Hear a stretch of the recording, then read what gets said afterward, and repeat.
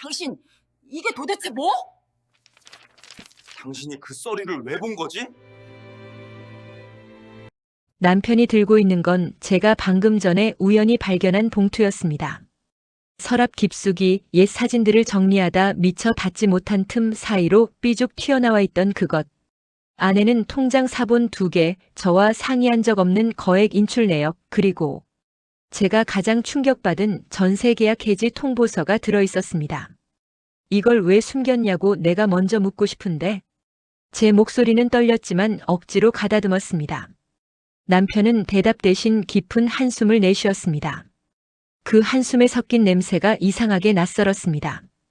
오래 함께 산 사람이 아니라 처음 보는 남자처럼 느껴졌습니다. 당신은 몰라도 돼. 뭐라고? 이건 내 문제야. 내가 알아서 할 테니까 신경 쓰지 마. 저는 순간 귀를 의심했습니다. 새해 첫날 남편은 제게 당신은 몰라도 된다고 말했습니다. 평생을 함께 살아온 아내에게 전세 해지라니 우리 집을 빼겠다는 거야? 남편은 제 눈을 피하며 시선을 바닥에 떨어뜨렸습니다. 당신한테는 말 못해. 상황이 좀 복잡해. 무슨 상황인데? 당신 통장에서 빠져나간 1,800만 원은 뭐야? 그만하자. 대답을 하라고. 제 목소리는 터지듯 울렸습니다. 순간 눈앞이 어지러질했지만 멈출 수 없었습니다. 저는 평생 참아왔던 사람입니다. 남편이 사업 실패했을 때도, 시누이 문제로 집안이 발칵 뒤집혔을 때도, 아들 교육 문제로 다툴 때에도, 그럴 때마다 저는 조용히 견딘 사람입니다. 하지만 새해 첫날 남편이 몰래 집을 팔려고 했다는 사실은 도저히 삼킬 수 없었습니다. 내가 빚을 좀 졌어. 남편이 마침내 입을 열었습니다. 눈가가 파르르 떨렸습니다. 평생 강한 척하던 사람이 저렇게 흔들리는 걸 처음 봤습니다. 얼마나? 그걸 말하면 당신이 나를 어떻게 볼지 모르니까. 이미 충분히 최악이야. 그러니까 말해. 얼마나? 잠시 정적이 흘렀습니다. 벽시계 초침 소리가 너무 크게 들릴 정도로 1억 2천. 남편의 입에서 튀어나온 숫자는 제 숨을 훔쳐갔습니다. 뭐라고? 입술이 말라 서로 달라붙어 떨어지지도 않았습니다. 그래서 집을 빼면 어느 정도는 메울 수 있을 것 같아서 당신한테 말하기 전에 해결하려고 했던 거야. 그걸 왜 혼자 해결해? 왜 나한테 말 안 했냐고. 당신한테 부담 주고 싶지 않았어. 부담? 지금 이게 부담 안 주는 거라고 생각해? 저는 점점 숨이 가빠졌습니다. 마치 거실 공기 전체가 싸늘하게 얼어붙는 느낌이었습니다. 그때 남편이 작은 가방 하나를 들고 나가려는 걸 봤습니다. 깜짝 놀라 팔을 잡았습니다. 잠깐, 그 가방 뭐야? 며칠만 나가 있으려고. 지금 새해 첫날이야. 어디를 나가? 당신이 진정할 시간도 필요하고 나도 생각을 좀 해야겠어. 가지 마. 그 말은 거의 속삭임처럼 새어나왔습니다. 하지만 남편은 제 눈을 똑바로 보지 못한 채 고개를 돌렸습니다. 미안하다. 그 말이 끝나기 무섭게 남편은 문을 열고 밖으로 나갔습니다. 딸깍. 문이 닫히는 소리가 이상하게 크게 울렸습니다. 집안은 순식간에 적막해졌고 저는 그 자리에 그대로 굳었습니다. 새해부터 이게 뭐야? 손끝이 얼음처럼 차가워졌습니다. 대답 없는 집안에서 그저 제 숨소리만 외롭게 흔들렸습니다. 허망한 마음에 거실을 서성거리다 정신을 차려보니 남편이 뒤적이던 서랍은 그대로 열려 있었고 가방 자리는 텅 비어 있었습니다. 문 밖에 겨울 공기가 스며들며 거실 온도가 점점 낮아졌습니다. 그때였습니다. 테이블 위에서 남편 휴대폰 화면이 번쩍이며 알림이 떴습니다. 오늘 밤 일시 약속대로 오세요. 발신자 미등록 번호. 심장이 철렁 내려앉았습니다. 시간을 보니 지금은 12시 31분. 남편이 나간 지 17분밖에 지나지 않은 시각이었습니다. 저는 휴대폰을 덥석 집어들었습니다. 손끝이 떨렸고 머릿속은 이미 수없이 많은 상상을 쏟아내고 있었습니다. 남편이 찾으러 간 누군가가 있는 걸까? 그리고 그 사람과의 약속이 새해 첫날 시작된 걸까? 거실 불빛 아래 저는 절망과 분노, 그리고 알 수 없는 공포 속에 홀로 서 있었습니다. 저는 남편 휴대폰을 쥔 채 한동안 꼼짝도 못했습니다. 눈앞에서 문자가 자꾸 깜빡거렸습니다. 오늘 밤 1시 약속대로 오세요. 자정은 이미 넘었고 시계는 12시 35분을 가리키고 있었습니다. 제가 저 문자를 보는 동안에도 남편은 어딘가를 향해 가고 있겠죠. 약속? 입안이 바싹 말랐습니다. 머릿속에 가장 먼저 떠오른 건 여자였습니다. 남편이 집을 팔아서 빚을 갚는 게 아니라 누군가와 새 출발을 하려는 건 아닐까 하는 그 못된 생각이 제일 먼저 가슴을 찔렀습니다. 설마 아니야, 그럴 사람은 아니야. 제가 스스로에게 중얼거리자 제 목소리가 낯설게 들렸습니다. 손가락이 마음대로 움직였습니다. 저도 모르게 전화 버튼을 눌렀습니다. 뚜뚜뚜. 신호음이 몇 번 울리더니 전화가 연결됐습니다. 네. 낮고 잠긴 남자의 목소리였습니다. 꿈에서나 들어본 적 있을 법한 서늘한 음색. 저 방금 문자 보낸 분이세요? 제 목소리는 떨려서 금방이라도 끊어질 것 같았습니다. 거기 박수 씨 핸드폰 아닌가요? 남편 이름을 정확히 부르는 순간 심장이 쿵 내려앉았습니다. 맞는데요. 지금은 제가 대신 받았어요. 부인 되세요? 예, 그런데요. 잠깐의 정적. 남자의 웃음이 귓가를 스쳤습니다. 웃음이라고 하기엔 너무 건조했습니다. 새해 첫날부터 고생 많으시겠네요, 아주머니. 네. 남편분이 오늘 밤 1시에 오시겠다고 아주 굳게 약속하셨거든요. 거긴 어디죠? 그걸 왜 물으시죠? 남자의 목소리가 순간 차갑게 가라앉았습니다. 남편분이 대신 오시게요? 아니, 그게 아니라 무슨 일로? 1억 2천이 작아요? 아주머니. 그 숫자를 다시 듣는 순간 제 손에서 휴대폰이 미끄러질 뻔했습니다. 우리가 그냥 빌려달라 그래서 빌려줬습니까? 새해라서 덕담처럼? 계약서 다 쓰고 도장 다 찍고 날짜 다 맞춰서 돈 나간 겁니다. 지금 장난하자는 거 아니죠? 그게 저는 아무것도 몰랐어요. 오늘 처음. 모르셔도 됩니다. 빚은 모르는 사이에 지는 거니까요. 그 말이 이상하게 가슴에 박혔습니다. 빚은 모르는 사이에 지는 거. 마치 우리 결혼 생활을 설명하는 말 같았습니다. 오늘 밤 1시까지 안 오면 내일부터는 우리도 방법이 달라집니다. 갚기 싫으시면 집을 정리하든지 다른 걸 내놓든지 해야지요. 요즘 노후자금 넣어둔 통장들도 많잖아요. 잠깐만요. 집은 안 됩니다. 저도 모르게 소리쳤습니다. 거실의 차가운 공기가 제 목소리를 되받아쳤습니다. 그건 남편분이랑 상의하세요. 우리는 약속만 지키면 됩니다. 뚝. 전화는 일방적으로 끊겼습니다. 여보세요? 여보세요? 다급히 불러봤지만 이미 통화는 종료되어 있었습니다. 저는 남편의 휴대폰을 쥐고 그대로 바닥에 털썩 주저앉았습니다. 차가운 마룻바닥이 무릎 아래로 스며들었습니다. 1억 2천. 집을 정리하라. 오늘 밤 1시. 단어들이 제 주변을 빙빙 돌았습니다. 불 꺼진 복도, 반쯤 열린 방문들, 벽에 걸린 가족 사진들. 모든 게 이상하게 기울어져 보였습니다. 얼마나 멍하니 있었는지 모르겠습니다. 정신을 차려보니 시계는 1시 10분을 가리키고 있었습니다. 지금쯤 도착했겠네. 알지도 못하는 그 장소에 남편이 혼자 서 있을 모습을 상상하니 갑자기 숨이 막혔습니다. 그 남자의 목소리는 분명 사람을 상대하는 게 익숙한 그런 목소리였습니다. 협박과 회유를 섞는데 능숙한. 혼자 어떻게 감당하려고. 말끝이 흐려졌습니다. 그런데 이상하게도 그 순간 남편에 대한 원망보다 더 큰 감정이 치밀어 올랐습니다. 왜 나한테 말 안 했어? 그게 아니었습니다. 속을 들여다보니 그 안에서 나오던 말은 따로 있었습니다. 왜 혼자 가? 거실을 한 바퀴 빙빙 돌다가 저는 결국 안방으로 향했습니다. 문을 여니 매번 보던 풍경이었는데도 낯설었습니다. 베개에 남편의 머리 자국이 아직 남아 있었고 이불은 한쪽만 움푹 패여 있었습니다. 옷장 문을 열어보니 남편이 자주 입던 점퍼 한 벌이 사라져 있었습니다. 진짜로 며칠 나갈 생각이었구나. 잠시 멍하니 옷장을 바라보다가 문득 위쪽 칸이 눈에 들어왔습니다. 평소에 남편이 절대 건드리지 말라고 했던 작은 서랍.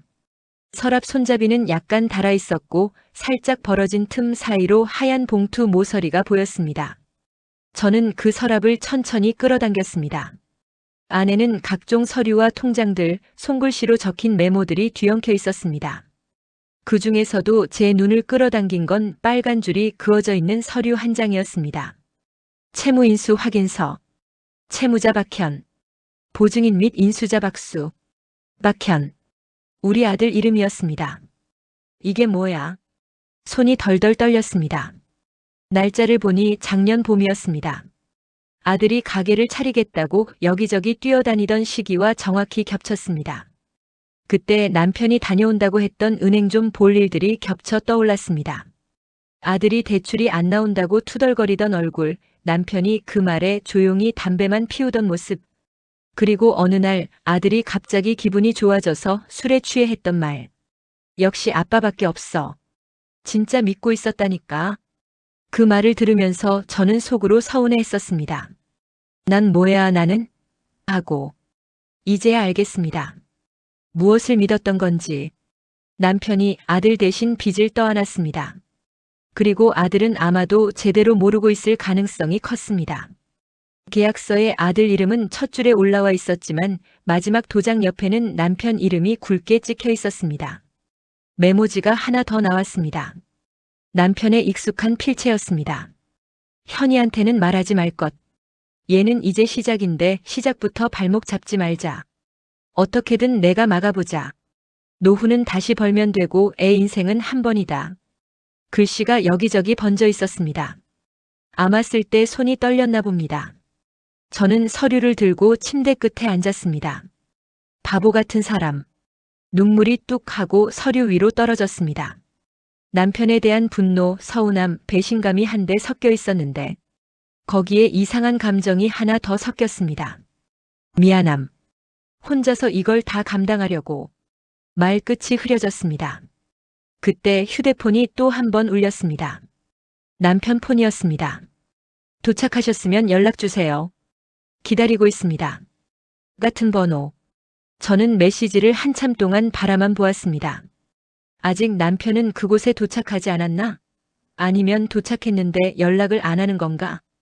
기다리고 있습니다라는 문장이 이상하게 소름 끼쳤습니다. 새해 첫날. 모든 집에서는 복 많이 받아라는 말이 오고 갈 시간에 우리는 도착하셨으면 연락주세요. 기다리고 있습니다라는 문자를 받고 있다는 사실이 어찌나 가혹하게 느껴지던지요. 그때 문득 아들과의 약속이 떠올랐습니다. 엄마, 새해 아침엔 무조건 우리 집 오는 거예요. 떡국은 내가 끓일게. 알았죠? 그래, 알았다. 늦지 말고 일찍 와라. 새해 첫날엔 가족이 같이 있는 거다. 당연하지. 아빠도 꼭 같이 오시라 그래요. 저는 무의식적으로 시계를 봤습니다. 1시 반이 조금 넘어가는 시간. 이대로 아침이 오면 저는 뭐라고 말해야 할까요? 얘야, 내 아빠가 1억 2천 빚지고 집 나갔다라고 말해야 할까요? 생각만 해도 입이 얼어붙는 것 같았습니다. 잠이 올 리가 없었습니다. 저는 남편 서랍을 더 뒤졌습니다. 그 안에서 나온 건 또 다른 통장 사본들과 수첩 하나였습니다. 수첩 첫 장에는 이런 글귀가 적혀 있었습니다. 1억 2천. 한 달 이자 2%. 매달 240만 원. 노가다든 뭐든 해서 벌어보자. 집은 마지막까지 지킨다. 그 아래에는 날짜가 빼곡히 적혀 있었습니다. 어느 날 어디 공사장에서 하루 일당 얼마, 어느 날에는 야간 경비, 택배 상하차. 남편이 저 몰래 했던 일들의 목록이었습니다. 그래서 요즘 그렇게 피곤해했구나. 몇 달 전 남편은 자주 허리를 붙잡으며 힘들어했습니다. 당신 나이 생각하면서 좀 살지. 왜 이렇게 몸을 혹사해? 가만히 있으면 더 늙는 것 같아서 그래. 그때 저는 남편이 단순히 노는 게 싫어서 그러는 줄 알았습니다. 지금 생각해보니 그 말 뒤에는 다른 의미가 숨어 있었던 겁니다. 가만히 있으면 이자만 쌓인다는. 수첩 맨 마지막 페이지에는 볼펜이 3개 눌린 채 이렇게 적혀 있었습니다. 더 이상은 못 버티겠다. 집을 정리할지 나를 정리할지 둘 중 하나는 해야 할 것 같다. 나를 정리할지라는 말을 보는 순간 온몸이 얼어붙었습니다. 안 돼. 저는 반쯤 울음 섞인 목소리로 중얼거렸습니다. 안 돼, 여보. 그런 생각 절대 안 돼. 거실로 다시 나왔을 때 창밖은 완전히 새벽이 되어 있었습니다. 맞은편 아파트 불빛도 거의 꺼져 있었고 가끔 택시 불빛만 도로를 가로질렀습니다. 남편 휴대폰을 손에 쥐고 저는 한 사람에게 전화를 걸지 말까 수십 번을 망설였습니다. 아들한테 말해야 하나? 지금 이 시간에 전화해서 뭐라고 하지? 그러다 결국 발신 버튼을 눌러버렸습니다. 뚜뚜. 몇 번의 신호음 끝에 졸린 목소리가 들려왔습니다. 여보세요? 엄마야? 아들의 목소리였습니다. 그 짧은 한마디에 목이 콱 메었습니다. 어자냐? 이제 막 자려던 참인데 무슨 일이야? 새해 인사하려고? 아들의 말에 저는 잠시 말을 잃었습니다. 엄마? 왜 말이 없어? 현아. 응? 그냥 새해니까. 새해 복 많이 받아라. 애써 밝은 척했지만 제 목소리는 금방이라도 울음을 터뜨릴 것처럼 떨렸습니다. 엄마 울어? 무슨 일 있어? 아니야, 아니야. 그냥 이 나이가 되니까 새해가 고맙기도 하고 그렇다. 엄마 또 이상한 소리 한다. 아빠는 옆에 있어? 그 질문에 저는 잠시 침묵했습니다. 응, 나중에 보자. 아침에 보자, 응? 엄마, 진짜 무슨 일 있는 것 같은데. 괜찮아. 자라. 내일 봐. 저는 황급히 전화를 끊었습니다. 더 있다가는 그 자리에서 엉엉 울어버릴 것 같았습니다. 전화기를 내려놓자 숨이 턱 막혔습니다. 아들한테는 말하지 말자고 적어둔 남편의 메모가 떠올랐습니다. 그래, 아직은 말하지 말자. 지금 당장은. 하지만 마음 한편에서는 계속해서 속삭였습니다. 혼자 감당하기엔 너무 크다. 새벽 4시가 다 되어갈 즈음 저는 마지막 선택지 앞에 서 있었습니다. 남편이 돌아오기를 가만히 기다린다. 아들에게 전부 말하고 같이 해결 방법을 찾는다. 남편을 직접 찾아간다. 남편의 수첩, 채무인수서, 남편이 남긴 메모, 그 남자의 목소리. 모든 것들이 하나의 방향을 가리키고 있었습니다. 혼자 두면 안 되겠어. 저도 모르게 입 밖으로 말이 나왔습니다. 평생 저는 기다리는 사람이었습니다. 아들이 군대 갔을 때도, 남편이 술 먹고 늦게 들어올 때도, 사업한다고 외박할 때도 늘 집에서 기다렸습니다. 그게 아내의 역할이라고 생각했습니다. 그런데 지금만큼은 기다리는 게 더 위험해 보였습니다. 이번엔 내가 가야겠다. 입술을 꽉 깨물었습니다. 거울 속 제 얼굴이 너무 낯설어 보였습니다. 눈가에 깊게 펜주름 사이로 이상한 결심이 배어나오는 것 같았습니다. 옷장에 걸려있던 제 코트를 꺼내 입었습니다. 목도리를 둘러매고 슬리퍼를 벗어 던지고 오래된 운동화를 꺼내 신었습니다. 현관 거울 앞에서 잠시 멈췄습니다. 손에는 남편 휴대폰이 쥐어져 있었습니다. 지금 어디냐고 물을 수도 있었습니다. 하지만 남편이 과연 받을까요? 아니면 저를 더 걱정하게 하지 않으려고 또 거짓말을 할까요? 대신 저는 문자를 보냈습니다. 당신 혼자 가지 마. 어디에 있든 나도 갈 거야. 도망치지 말고 같이 서자. 집도 빚도 우리 인생도. 한참을 고민하다가 마지막 문장을 하나 더 붙였습니다. 당신이 나를 빼놓고 결정한 건 많았어도 나는 끝까지 당신 편이야. 그러니까 아무 짓도 하지 마. 문자를 보내고 난 뒤 손이 덜덜 떨렸습니다. 답장은 오지 않았습니다.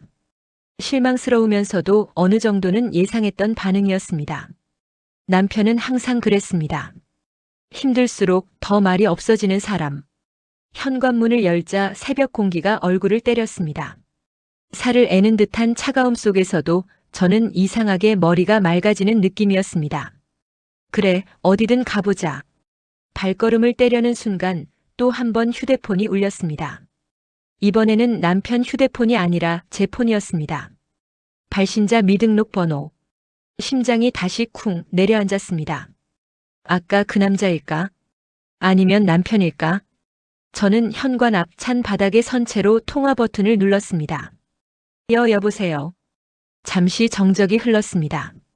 그리고 들려온 목소리는 제가 전혀 예상하지 못했던 사람이었습니다. 어머니 저예요. 저 민정이요. 우리 며느리 목소리였습니다. 새벽 5시가 채 안 된 시간에 며느리가 떨리는 목소리로 전화를 걸어온 것입니다. 민정아? 이 시간에 웬일이야?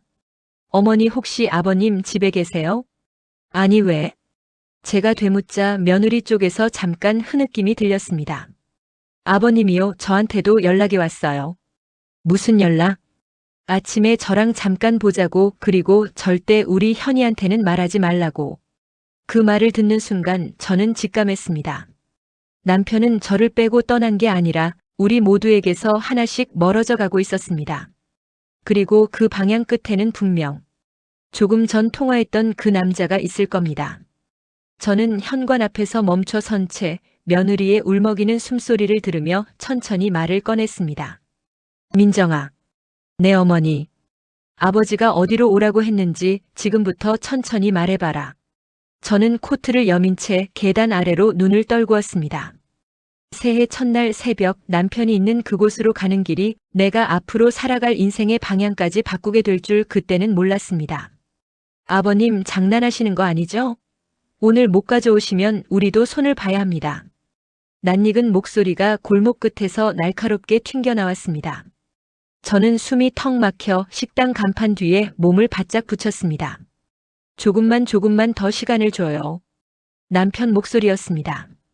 새해 첫날 아침 해도 제대로 안 뜬 시간에 남편은 낡은 점퍼 차림으로 그 남자 앞에 서 있었습니다. 뭘 더 줘요? 이미 3달이나 밀렸는데. 그래도 오늘은 아니면 안 돼? 안 됩니다, 아버님. 오늘 안 되면 집이든 뭐든 정리하자고요. 그 얘기하려고 부른 겁니다. 저는 손에 쥔 휴대폰을 더 꽉 움켜쥐었습니다. 그 목소리. 새벽에 전화로 통화했던 그 남자였습니다. 여기가 며느리가 말해준 장소였습니다. 조금 전 현관 앞에서 저는 며느리에게 물었습니다. 어디로 오라 그랬냐, 아버지가. 전화기 너머로 며느리의 숨이 가빠지는 소리가 들렸습니다. 아버님이 우리 가게 앞 공터요. 새해는 손님도 없을 테니 아침 일찍 잠깐 보자고. 가게 앞 공터? 네, 그런데 어머니. 목소리가 좀 이상하셨어요. 자꾸 미안하다고만 하고 그리고 만약 오늘 제가 무슨 말을 하든 절대 현이한테는 말하지 말라고 몇 번이나 당부하시더라고요. 그 말을 듣는 순간 저는 등줄기가 서늘해졌습니다. 남편이 아들에게서 도망치려는 거라는 생각이 진저리치게 들었습니다. 민정아, 집에서 나가지 말고 기다려. 내가 먼저 가볼게. 어머니, 저도 같이. 아니야. 애랑 있어. 혹시라도 무슨 일 생기면 너는 현이 꼭 지켜야 돼. 알겠지? 네, 어머니. 전화를 끊자마자 저는 망설이지 않고 집을 나섰습니다. 그리고 지금 남편이 채권자와 마주 선 이 골목 끝에 저는 서 있습니다. 새해 첫날이라 우리도 봐주는 겁니다, 아버님. 남자의 목소리가 다시 들려왔습니다. 1억 2천에 이자도 겨우 2%예요. 솔직히 이 정도 조건 찾기도 힘들어요. 그런데 이자를 이렇게 3번씩 밀면 우리도 위에서 뭐라 한다니까요. 알지, 알아. 내가 잘못한 거지. 남편의 어깨가 축 처져 보였습니다. 저 멀리서 보는데도 등이 작아진 게 눈에 들어왔습니다. 오늘 얘기 끝냅시다. 남자가 담배를 밟으며 말했습니다. 집 전세 빼신다면서요? 해지 통보도 넣으셨다면서. 그 돈 들어오면 원금이랑 밀린 이자까지 한 번에 깔끔하게 정리하시죠. 그러면 우리도 더 안 찾습니다. 전세금이 들어오려면 시간이 좀 걸려. 오늘 당장은. 그래서요. 오늘은 우리한테 약속을 하나 하세요. 남자가 한 발짝 다가섰습니다. 그 집 무조건 정리하시겠다고. 아내분이 뭐라든 아들네가 뭐라든 그냥 다 감수하시겠다고. 그 각오만 보여주시면 우리도 기다리죠. 대신 뭐? 남편 목소리가 살짝 떨렸습니다. 도망만 안 가시면 됩니다. 중간에 연락 끊고 어디 도망가면 그땐 우리도 가만히 있을 수가 없어요. 아시죠? 가족들한테도 가야 되고 가게에도 가야 되고 우리도 바빠집니다. 그러면. 그 말에 제 안에서 무언가 딱 하고 부러지는 소리가 났습니다. 가족들한테도 가야 되고 가게에도 가야 되고 그 말은 곧 우리 삶 전체를 뒤흔들겠다는 말이나 마찬가지였습니다. 당신들 가족은 건드리지 마. 남편이 낮게 말했다. 돈은 내가 책임질게. 나 혼자 문제지 가족은 상관없어. 아버님이 책임지면 되죠. 그러니까 오늘 여기서 확실히 합시다. 집 정리하시고 그 돈 들어오면 바로 우리한테 넣는다. 그 약속 종이에 적읍시다. 남자가 서류 봉투를 꺼내는 순간 저는 더 이상 참을 수 없었습니다. 그 종이 여기서 적지 마요. 제 목소리는 생각보다 컸습니다. 두 사람이 동시에 고개를 돌렸습니다. 여보? 남편 얼굴이 하얗게 질렸습니다. 누구십니까? 남자가 저를 위아래로 훑어봤습니다. 저 이 사람 아내입니다. 저는 남편 옆으로 걸어가 제자리에 서면서 말했습니다. 그 종이에 이름 적으려면 우리 둘 다 같이 적어요. 이 집엔 이 사람 혼자 사는 거 아니니까. 여보, 여기 왜 왔어? 남편이 제 팔을 붙잡았습니다. 눈에 놀람과 당황, 그리고 두려움이 뒤섞여 있었습니다. 당신이 부른 거지, 나를. 내가 언제? 당신이 나를 정리할지, 집을 정리할지 적어놓은 그 수첩 보고 왔어. 제 입술이 부르르 떨리고 있었습니다. 도망치려는 거, 혼자 끝내려는 거, 이제 그만해. 남편의 손이 힘없이 풀렸습니다. 남자가 코웃음을 쳤습니다. 부부싸움은 집에 가서 하시고요. 오늘은 돈 얘기하러 온 거니까 가족 회의는 나중에 하세요. 서류에 도장만 찍으시면 됩니다. 서류 좀 볼 수 있을까요? 저는 남자를 똑바로 바라보며 물었습니다. 아주머니가 보셔도 내용은 똑같습니다. 그래도 봐야겠어요. 이 집에는 제 이름도 들어가 있으니까요. 제 인생도 걸려 있고요. 남자가 잠시 저를 째려보더니 마지못해 봉투에서 서류를 꺼내 제게 내밀었습니다. 주택 전세 보증금 중 일부를 채무 상환에 우선 사용함을 약정함. 문장은 복잡했지만 뜻은 간단했습니다. 집 전세금 들어오면 제일 먼저 당신들 주머니에 넣겠다는 약속. 남편이 옆에서 조용히 말했습니다. 어차피 집은 어떻게든 정리해야 돼. 이자도 못 내는 상황이잖아. 그걸 왜 혼자 결정해? 저는 남편을 향해 고개를 돌렸습니다. 왜 나를 빼놓고 아들을 빼놓고 며느리까지 몰래 불러? 남편 얼굴이 굳었습니다. 민정이한테도 전화했어. 아침에 잠깐 보자고. 현이한텐 말하지 말라고 몇 번이나 당부했다지. 남편이 대답 대신 고개를 숙였습니다. 남자가 두 손을 털며 말했습니다. 자, 부부싸움은 진짜로 나중에 하시고요. 저희도 바쁩니다. 여기 도장만 찍으시면 오늘은 깔끔하게 정리되는 거예요. 새해 첫날인데 서로 기분 나쁘게 하지 맙시다. 저는 남자를 향해 고개를 돌렸습니다. 입안이 말라붙었지만 그래도 물었습니다. 집 말고는 방법이 정말 하나도 없나요? 아주머니, 세상에 방법이 어디 한 가지겠습니까? 근데 현실적으로 가능한 방법이 집이에요. 아버님 연세에 어디서 이런 돈을 다시 벌겠어요? 그러면 제가 깊게 숨을 들이마셨습니다. 아들 가게는요? 남편이 눈을 크게 떴습니다. 여보, 현이 가게는 아직 자리 잡지도 못했지만 그래도 권리금은 있잖아. 장사 시작한 지 1년 넘었으면. 안 돼, 그건 절대 안 돼. 남편이 제 말을 끊었습니다. 얘 인생 망치라고. 내가 뭘 하려고 이 지경까지 온 건데. 지경까지 온 거 알겠어. 저는 남편을 똑바로 바라봤습니다. 근데 당신 인생만 있는 게 아니잖아. 당신이 없으면 우리 인생은 뭔데? 남편이 눈을 질끈 감았습니다. 목젖이 크게 한번 올라갔다 내려갔습니다. 나는. 그가 힘겹게 입을 열었습니다. 나는 안 그래도 되는 인생이야. 현이는 이제 시작인데 내가 발목 잡기 싫었어. 그래서 당신이 사라지면 우리가 자유로워진다고 생각했어. 제가 웃음인지 울음인지 모를 소리를 냈습니다.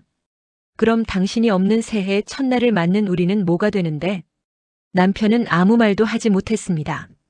남자가 짜증 섞인 목소리로 끼어들었습니다. 아니, 지금 감정 정리하시는 건 알겠는데요. 저희는 드라마 찍으러 온 게 아니고 돈 받으러 온 사람들입니다. 계속 이렇게 시간 끌면 저도 위에 뭐라고 보고를 해야 해요. 그러니까 얘기합시다. 저는 그를 향해 돌아섰습니다. 집 말고 우리 가족 인생을 완전히 날려버리지 않는 쪽으로요. 아주머니, 저희도 자선 사업가는 아닙니다. 알아요. 그래서 묻는 거예요. 저는 제 목소리가 떨리지 않게 최대한 낮추어 말했습니다. 집 전세금 다 뺏어가시면 우리는 갈 데가 없습니다. 70까지 왔는데 길거리로 나앉으라고요? 남자가 잠시 저를 바라보았습니다. 눈빛은 여전히 차가웠지만 조금은 계산하는 기색이 보였습니다. 그럼요, 아주머니가 제안해보세요. 집 아니고 뭐로 받으면 되겠습니까? 그 질문에 저는 잠깐 숨을 멈췄습니다. 머릿속으로 수첩에 적힌 숫자들이 빠르게 지나갔습니다. 1억 2천.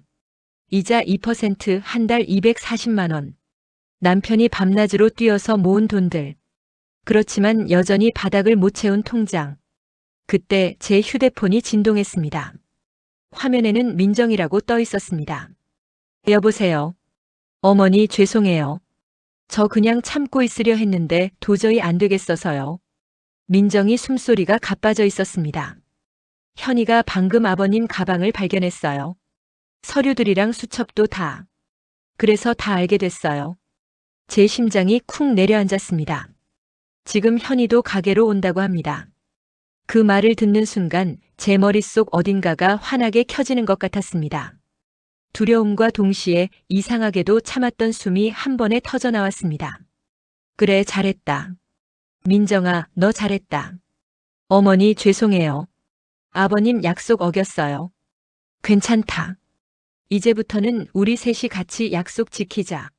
전화를 끊고 나서 저는 남자를 향해 다시 고개를 들었습니다.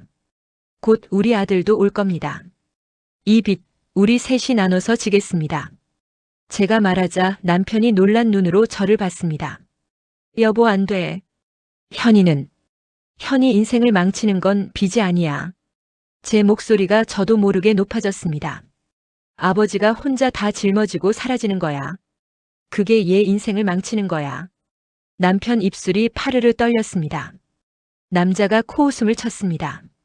가족이 다 같이 책임지는 모습, 보기 좋긴 한데 그게 돈으로 바뀌진 않습니다, 아주머니.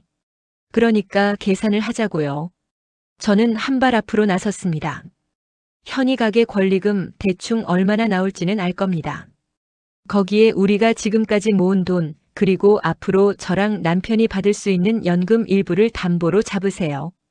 여보, 연금은 어차피 다 같이 먹고 사는 돈이야. 쓰임새만 바뀌는 거지. 남자가 눈썹을 치켜 세웠습니다. 연금까지요? 네. 대신 집은 건드리지 마세요. 저는 단호하게 말했습니다. 우리가 다시 시작할 수 있는 마지막 자리예요.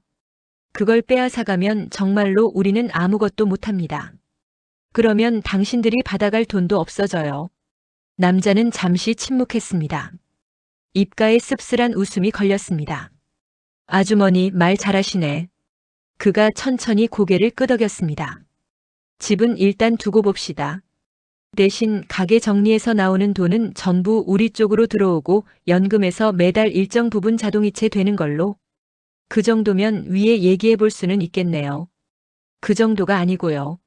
저는 고개를 저었습니다. 원금 일부를 오늘 먼저 갚겠습니다. 우리 적금 하나 깨면 그래도 1,000만 원은 나올 겁니다. 나머지는 말씀대로 가게 정리해서 그리고 연금에서 떼어가세요. 대신 이자율은 다시 얘기합시다. 이자요? 남자 눈빛이 날카로워졌습니다. 네. 2% 한 달 240만 원. 그건 우리 같은 노인들한테는 사형 선고입니다. 저는 있는 힘껏 눈을 똑바로 맞췄습니다. 아무리 사채라도 사람 목숨은 끊지 말고 옥죄세요. 1%로 낮춰주세요. 대신 한 번도 밀리지 않고 꼬박꼬박 갚겠습니다. 남자는 제 말을 듣더니 피식 웃었습니다. 아주머니가 여기 우리 회사 협상팀 하시면 되겠는데요. 농담할 기분 아닙니다. 알아요. 농담 아닙니다, 하나도. 그가 담배를 새로 꺼내 물었습니다. 불을 붙였다가 다시 끄더니 한숨을 쉬었습니다. 솔직히 아버님 연세에 이만큼이라도 갚을 수 있을까 의심했어요. 그래서 집을 먼저 잡으려 했던 거고요. 그런데 뭐 새 얘기도 하고. 그가 어깨를 으쓱했습니다.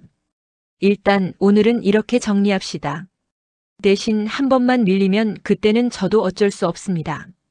집이든 뭐든 다 들어가야 해요. 그건 그때 가서 또 싸웁시다. 제가 말하자 남자가 피식 웃었습니다. 지셨습니다, 아주머니. 오늘은 내가 졌네요. 그때였습니다. 골목 입구 쪽에서 누군가 숨가쁘게 달려오는 소리가 들렸습니다. 아빠. 아들의 목소리였습니다. 저와 남편 남자까지 동시에 고개를 돌렸습니다. 현이는 숨을 헐떡이며 우리 쪽으로 뛰어오고 있었습니다. 민정이도 그 뒤에서 허겁지겁 따라오고 있었습니다. 아빠. 현이가 아버지 앞에 멈춰 섰습니다. 눈이 벌겋게 충혈되어 있었습니다. 왜 혼자 이러고 있어요? 남편이 얼어붙은 듯 아들을 바라봤습니다. 한쪽 입술이 바르르 떨렸습니다. 현아, 너는 오지 말랬잖아. 그 수첩 봤어요. 아들의 목소리가 떨렸습니다. 내 이름 적힌 서류도 봤고, 내가 모르는 사이에 아빠가 도장 찍은 것도 다 봤어요. 남편의 어깨가 눈에 띄게 마르르 흔들렸습니다. 너 그거 보면 안 되는데. 왜요? 현이가 질문을 던졌습니다. 왜 나는 보면 안 돼요? 내 이름으로 된 빚인데. 내 인생이 걸린 일인데. 남편은 말문이 막힌 듯 고개만 떨궜습니다. 현이는 한 걸음 더 다가가며 말했습니다. 나 아빠한테 서운했어요. 맨날 너는 내 길 가라 우리는 알아서 할 테니 걱정 말아라 그 말 좋은 말인 줄 알았는데 이제 보니까 아니에요. 현아. 그 말 나를 믿지 않는다는 말이었어요. 아들이 낮게 그러나 또렷하게 말했습니다. 나는 우리 가족보다 중요한 손님도 중요한 장사도 없어요. 근데 왜 아빠는 나를 빼놓고 가족 일을 해결하려고 해요? 남편 눈에서 눈물이 툭 떨어졌습니다. 평생 눈물 보이는 걸 극도로 싫어했던 사람인데 지금은 마치 어린아이처럼 서 있었습니다. 미안하다 현아. 그가 겨우 입을 열었습니다. 너는 살려주고 싶었어. 내 인생은 어차피 이래도 저래도 근데 너는 아직 젊고 할 게 많은데. 그걸 저 혼자 하게 만들려고 했어요? 현이가 웃었습니다. 아빠 없는 새해 첫날 엄마랑 우리를 두고 도망가려고 했어요? 도망가려고 한 건 아니야. 남편이 필사적으로 고개를 저었습니다. 그냥 정리하려고. 뭘 정리해요? 아들이 고개를 끄덕였습니다. 알았어요. 이제부터 같이 정리해요. 빚도 가게도 우리 인생도. 혼자 하지 말고요. 그 말에 제 가슴 어딘가가 뜨겁게 타오르는 것 같았습니다. 남자는 그 광경을 가만히 지켜보다가 씁쓸하게 웃었습니다. 아들이 멋있네, 아버님. 그가 남편을 보며 말했습니다. 이런 아들이면 우리가 돈 빌려준 보람은 있네요. 안 그랬으면 진작에 손 털고 도망갔겠지. 도망 안 갑니다. 제가 나섰습니다. 이 사람은 도망칠 생각을 했는지 몰라도 이제는 안 도망가요. 옆에 붙잡는 손이 셋이나 있으니까. 남자가 고개를 끄덕였습니다. 좋습니다. 그럼 이렇게 합시다. 지금부터는 가족이랑 상의해서 저희 쪽으로 새 약정서를 보내세요. 오늘은 더 안 묻겠습니다. 대신 그가 우리 셋을 차례로 훑어봤습니다. 이 약속 어기면 다음 새해에는 이렇게 예쁘게 얘기 못합니다. 그땐 우리가 먼저 연락하겠습니다. 제가 말하자 남자가 어깨를 으쓱하며 돌아섰습니다. 그가 골목 끝으로 사라질 때까지 우리는 아무 말도 하지 못했습니다. 짧지만 길었던 순간이 지나가고 골목에는 우리 네 사람만 남았습니다. 여보. 제가 조심스레 남편을 불렀습니다. 남편은 아직도 믿기지 않는다는 듯 제 얼굴과 아들 얼굴을 번갈아 보았습니다. 나 미쳤었나 보다. 그가 낮게 중얼거렸습니다. 이렇게까지 나를 붙잡아 줄 줄 몰랐어. 당신도 현이도. 그럼 우리는 뭐가 되냐? 제가 코웃음을 쳤습니다. 빚 조금 생겼다고 남편 하나 못 붙잡을 정도로 가벼운 인연이야? 남편이 그제야 작은 웃음을 흘렸습니다. 웃음 속에 눈물이 섞여 있었습니다. 새해 첫날부터 뭘 이렇게 난리를 치냐 우리는. 그가 겨우 농담 비슷한 말을 했습니다. 그 말에 현이가 눈물을 훔치며 웃었습니다. 그러게요. 남들은 떡국 먹고 있는데 우리는 사채업자랑 새해 인사 나누고 있네. 민정이가 조심스레 우리 곁으로 다가왔습니다. 어머니. 그래, 너도 고생했다. 제가 며느리 손을 꼭 잡았습니다. 이제 우리 4명이서 같이 고민하자. 누구 하나 빼놓지 말고. 남편이 제 손을 살며시 잡았습니다. 까끌까끌한 그의 손이 믿기지 않을 만큼 따뜻하게 느껴졌습니다. 여보, 미안하다. 이 말 오늘 5번은 들은 것 같네. 제가 일부러 퉁명스럽게 말했습니다. 미안하단 말 말고 이제부터는 같이 하자고 해. 빚도 벌이도 겁나는 것도. 남편이 천천히 고개를 끄덕였습니다. 그래, 같이 하자. 도망 안 간다. 그 말이 떨어지는 순간 골목 끝에서 해가 조금씩 올라오기 시작했습니다. 건물 사이로 비집고 들어온 햇빛이 우리 4사람 어깨 위로 조용히 내려앉았습니다. 새해 첫날 아침이 그렇게 밝아오고 있었습니다. 사채업자와의 협상, 남편의 눈물, 아들의 분노와 다짐. 모든 게 뒤섞인 채로. 그런데 이상하게도 그 빛 아래 서 있으니 우리는 망한 가족이 아니라 다시 시작하려는 가족처럼 느껴졌습니다. 물론 앞으로 해야 할 일은 산더미처럼 남아 있었습니다. 가게를 어떻게 정리할지, 적금은 뭘 먼저 깰지, 연금은 얼마나 떼어줄지. 그리고 1달 뒤, 2달 뒤, 또다시 찾아올 이자날. 하지만 적어도 한 가지는 분명해졌습니다. 이제 이 집에서 누군가 혼자 빚을 짊어지고 사라지는 일은 없을 거라는 것. 그 사실 하나만으로도 새해 첫날에 찬 공기가 조금은 덜 차갑게 느껴졌습니다. 남편과 아들, 며느리, 그리고 내가 나란히 걷던 그 새벽 골목은 몇 시간 전과는 완전히 다른 곳처럼 보였다. 사채업자와 마주했던 긴장감은 사라지고 우리가 4사람은 서로에게 무언가를 건네듯 묵묵히 숨소리만 나누었다. 길끝에서 멈춰 섰을 때 남편이 아주 작은 목소리로 말했다. 우리 집에 갈까? 그 말에서 묘한 떨림이 느껴졌다. 집으로 가는 길은 수십 년 동안 익숙한 길이었는데 그날은 처음 걷는 길처럼 낯설었고 조심스러웠다. 남편의 발걸음이 제일 느렸다. 나는 일부러 내 발걸음을 남편 속도에 맞췄다. 아들은 우리 뒤에서 가끔씩 남편 등을 지켜보듯 바라보았고 며느리는 조용히 아들의 손을 잡았다. 현관 비밀번호를 누르며 남편의 손이 떨렸다. 문이 딸깍하고 열렸을 때 남편은 포옹을 청하듯 천천히 숨을 들이마셨다. 여기가 이렇게 어렵게 들어오는 곳이었나? 남편의 말에 나는 답하지 못했다. 대신 조용히 그의 손을 잡았다. 당신 혼자 나간 거야. 집은 어려운 곳이 아니었어.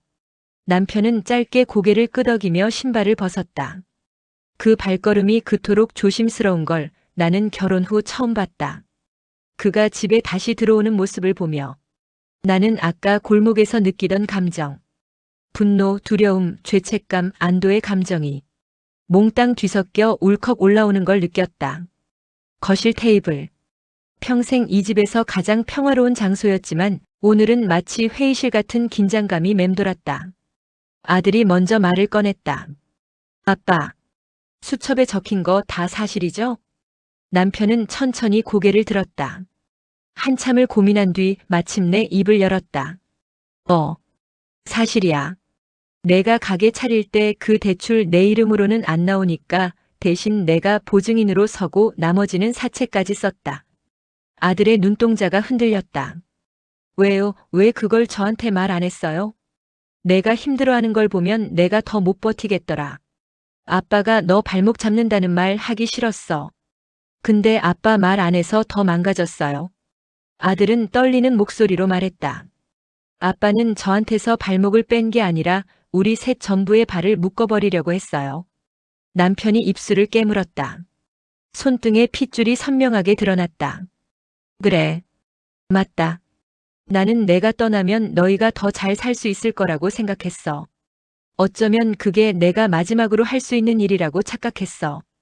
그 순간 나는 도저히 참지 못했다.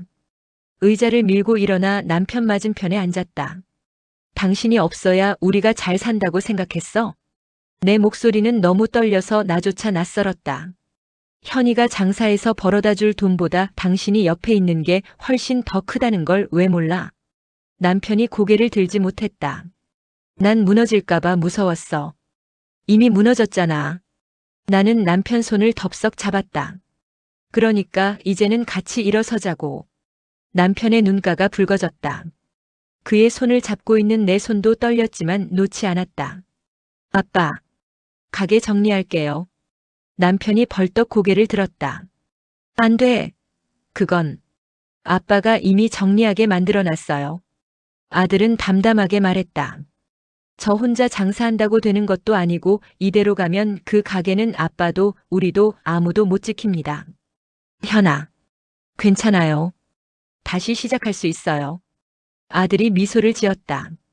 아빠가 잘못해도 다시 시작할 수 있듯이 저도 그래요. 우리 둘이 같이 벌어서 빚 갚아봅시다. 남편은 손으로 얼굴을 가리며 울음을 참았다. 가슴이 들썩거리는 게 훤히 보였다. 미안하다, 현아, 미안하다. 그 순간 며느리가 손을 얹었다. 아버님, 저도 할게요.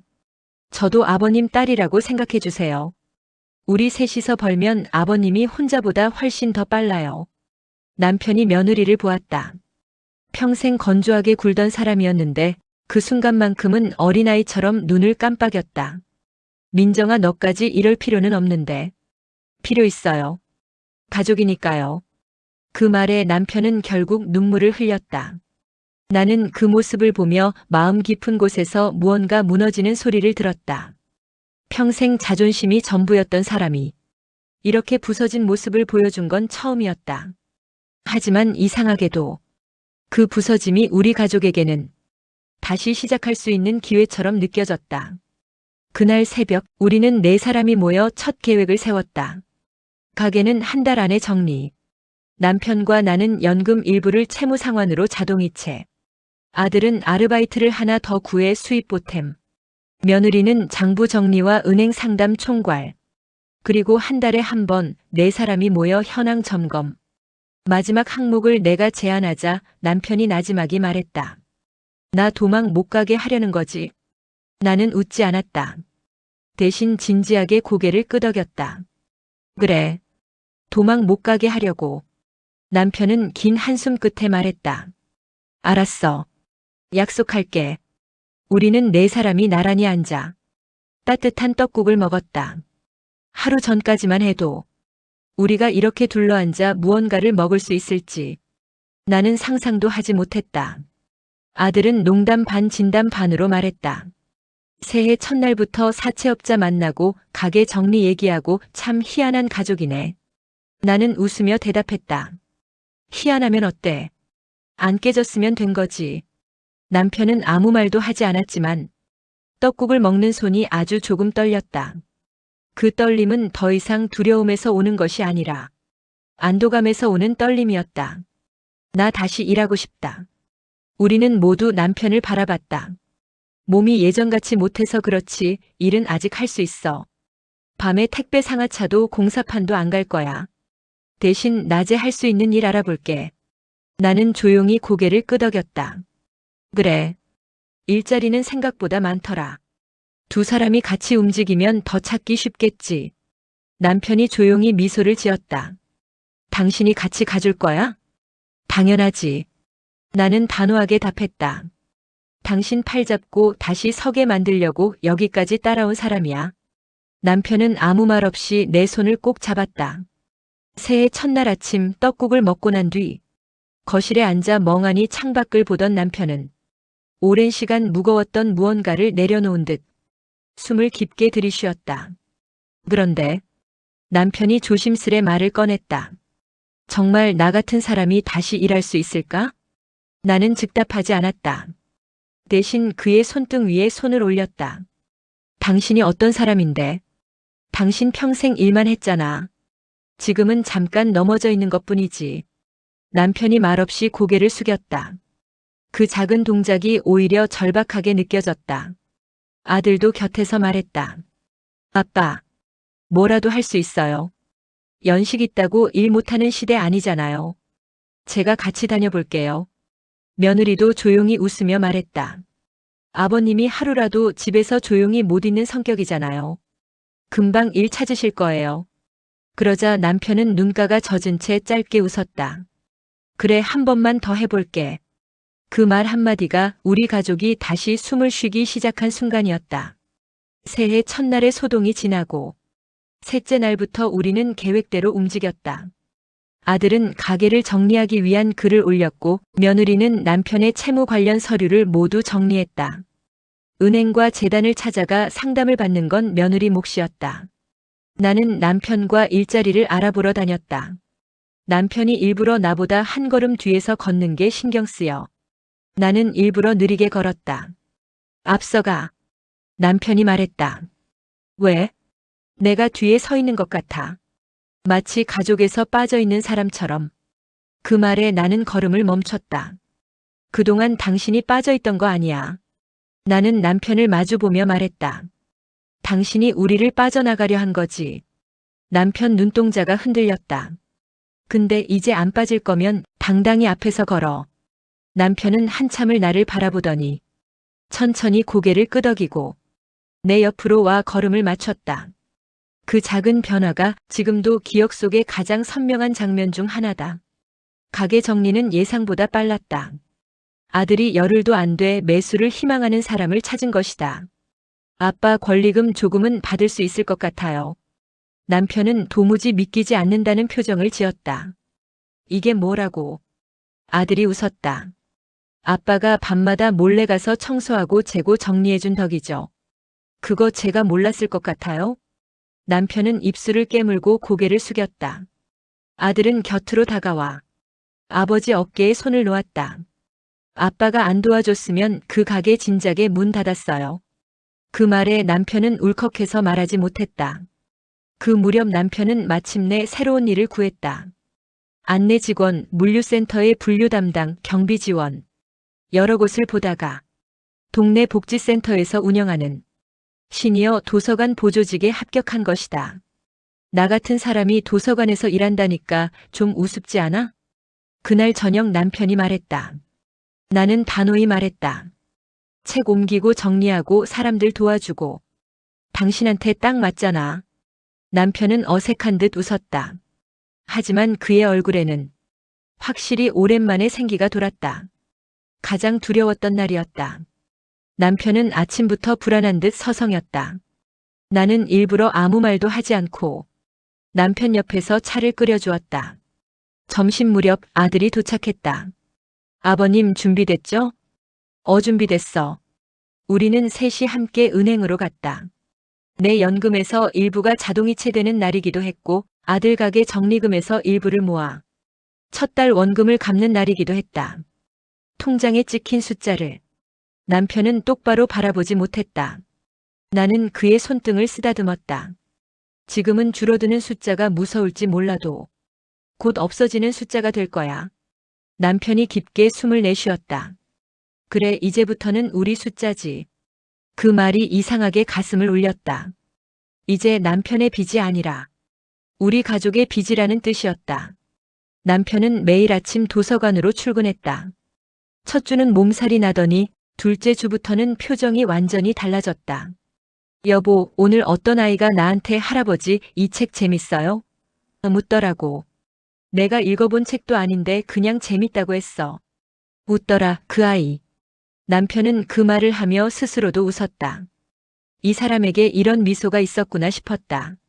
30년 살면서 처음 보는 얼굴 같았다.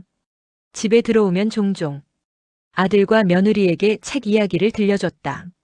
아빠 도서관에서 인기 많아졌다면서? 아들이 묻자 남편이 쑥스러운 듯 대답했다. 애들이 나보고 책 정리하는 아저씨라고 불러. 아들은 웃으며 말했다. 책 정리하는 아저씨면 어때요? 우리 가족 정리부터 다시 하고 있잖아요. 남편은 말없이 웃었지만 그 웃음 속에는 기쁨과 안도감이 묻어 있었다. 돈은 쉽게 줄지 않았다. 하지만 신기한 일도 있었다. 남편이 다시 일하기 시작하면서 우리 가족 사이에 있던 오래된 벽들이 하나둘씩 무너진 것이다. 아들과의 대화가 늘었고 며느리와는 서로 장을 나누어 보거나 은행 서류를 함께 정리했다. 그리고 나는 남편과 손을 잡고 산책을 하는 시간이 늘었다. 여보, 예전엔 당신 손을 이렇게 오래 잡아본 적도 없었던 것 같아. 그러게. 남편이 나지막이 말했다. 이제서야 알겠다. 내가 놓으면 누가 붙잡아 줄지. 나는 단호하게 말했다. 내가 붙잡아. 아들이 붙잡아. 민정이가 붙잡아. 우린 4명이야. 혼자가 아니라고. 남편의 손이 조용히 내 손을 감쌌다. 사채업자에게 갚아야 하는 돈보다 우리가 먼저 갚은 건 바로 서로에 대한 오해와 침묵이었다. 저녁 식탁을 정리하고 있을 때 남편 휴대폰이 울렸다. 발신자 그 번호. 남편 얼굴이 굳었다. 나는 천천히 고개를 끄덕이며 말했다. 받아. 남편은 떨리는 숨을 한 번 삼키고 통화를 받았다. 예, 박수입니다. 나는 옆에 앉아 그의 손을 잡았다. 잠시 후 남편은 놀란 듯한 목소리로 말했다. 예. 그렇게까지. 전화를 끊은 남편은 잠시 허공을 바라보다 내게 말했다. 이자 내렸대. 내렸다고? 1년 동안 꾸준히 입금된 거 보고 우리처럼 갚으려는 사람 흔치 않다고. 원금 일부 조정해준다고. 나는 말이 나오지 않았다. 그 남자 목소리는 차갑고 무서웠지만 약속에는 철저했다. 우리가 한 약속 역시 그 역시 본 것인지도 몰랐다. 여보. 남편은 내 손을 꼭 잡았다. 우리 진짜 끝이 보이는 것 같다. 나는 천천히 고개를 끄덕였다. 당연하지. 우린 도망 안 갔어. 끝까지 걸었잖아. 봄이 지나고 여름이 지나고 다시 추운 계절이 오고 우리는 또 새해를 맞이했다. 그날 남편이 떡국을 끓였다. 처음이었다. 나는 숟가락을 들다 남편에게 물었다. 작년 새해 첫날 기억나? 남편은 고개를 끄덕였다. 내가 집 나간 날이지. 그래. 근데 오늘은 같이 일 나가는 날이야. 남편이 웃었다. 그 웃음은 지난 1년간 내가 가장 좋아하게 된 모습이었다. 아들이 말했다. 아빠, 올해 목표 뭐예요? 남편은 나를 한번 보고 아들을 보며 말했다. 올해는 도망 안 가고 사는 거. 우리는 동시에 웃음을 터뜨렸다. 그리고 며느리가 덧붙였다. 이제는 도망 안 가는 게 목표가 아니고요. 함께 사는 게 목표예요. 남편은 조용히 고개를 끄덕였다. 그래. 이제는 함께 가는 게 목표다. 그 말이 새해 첫날의 공기를 따뜻하게 채웠다. 혼자 버티는 용기보다 함께 붙잡는 힘이 더 큽니다. 이 이야기가 마음에 닿았다면 구독과 좋아요, 그리고 따뜻한 응원 한마디 남겨주세요.